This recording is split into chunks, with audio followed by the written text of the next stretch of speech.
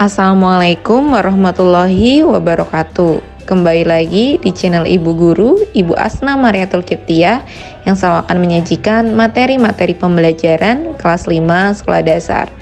Kali ini kita masih ada di tema 4. Kita lanjut ke subtema yang ketiga, cara memelihara kesehatan organ peredaran darah manusia. Pembelajaran 1, 2, dan 3. Perhatikan baik-baik ya.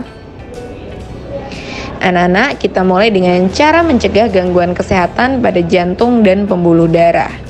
Hipertensi, hipotensi, dan jantung koroner dapat dicegah dengan olahraga teratur, istirahat yang cukup, serta mengonsumsi makanan berserat seperti sayur mayur dan buah-buahan. Jadi kalian harus rajin olahraga ya.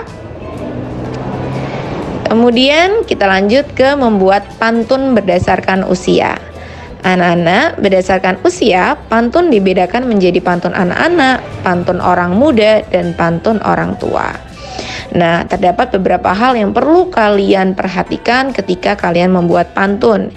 Yang pertama, kalian perlu mempersiapkan tema pantun yang akan dibuat.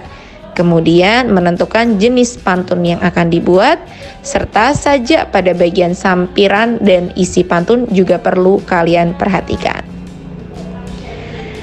Nah, bagaimana membuat pantun itu anak-anak? Ketika akan membuat pantun nasihat, tentukan amanat atau pesan dan nasihat yang ingin disampaikan terlebih dahulu. Ini ketika kalian akan membuat pantun nasihat ya. Ketika akan membuat pantun jenaka, teka-teki juga harus kalian persiapkan isinya terlebih dahulu. Anak-anak ingat jangan lupa memperhatikan hal-hal yang penting sebelum kamu membuat pantun. Ingat ya, tadi tema, kemudian jenis, dan sajak perlu kalian perhatikan. Berikutnya menjelaskan tradisi berpantun. Tradisi berpantun biasanya dipentaskan pada upacara adat pernikahan. Tradisi berbalas pantun masyarakat Betawi di acara pernikahan dikenal dengan sebutan tradisi palang pintu. Buasna ulangi, tradisinya namanya adalah palang pintu. Tradisi berpantun dalam upacara pernikahan menggunakan adat Betawi. Jadi orang-orang Betawi yang ada di Jakarta sana, mereka itu terkenal dengan tradisi palang pintunya.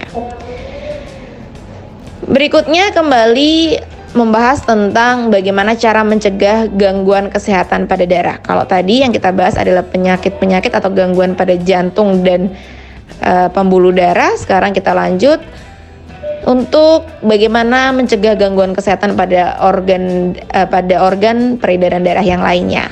Yang pertama adalah anemia. Pencegahannya adalah dengan mengkonsumsi makanan yang mengandung banyak zat besi. Kemudian leukemia, pencegahannya adalah dengan menerapkan pola hidup sehat. Ketiga, demam berdarah, itu pencegahannya adalah dengan menjaga kebersihan lingkungan untuk membasmi sarang nyamuk.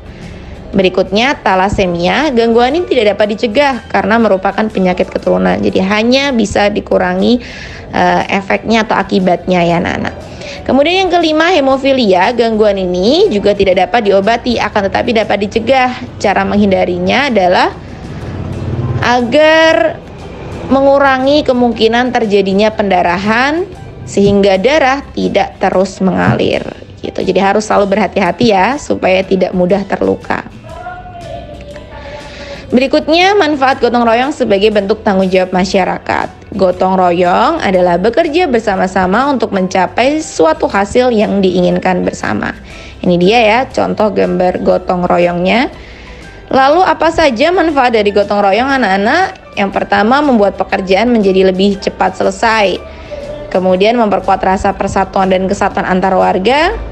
Menciptakan hubungan yang harmonis antar warga. Memupuk solidaritas dan semangat kebersamaan antar warga, serta menumbuhkan sikap tolong-menolong dan kekeluargaan antar warga. Itu dia manfaat gotong royong anak-anak.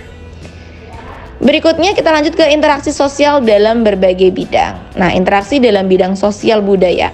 Anak-anak, kita harus dapat beradaptasi dengan lingkungan agar keberadaan kita dapat diterima. Ini penting ya, karena kita adalah makhluk sosial. Berikutnya, interaksi dalam bidang pendidikan. Ini penting anak-anak. Proses belajar mengajar itu dapat berjalan dengan baik ketika terjadi sebuah interaksi dalam bidang pendidikan. Kemudian, interaksi dalam bidang ekonomi itu juga memberikan manfaat bahwa masyarakat dapat melakukannya dengan transaksi jual beli sehingga kebutuhan dapat terpenuhi. Itu dia anak-anak yang dapat Ibu sampaikan, semoga bermanfaat. Wassalamualaikum warahmatullahi wabarakatuh.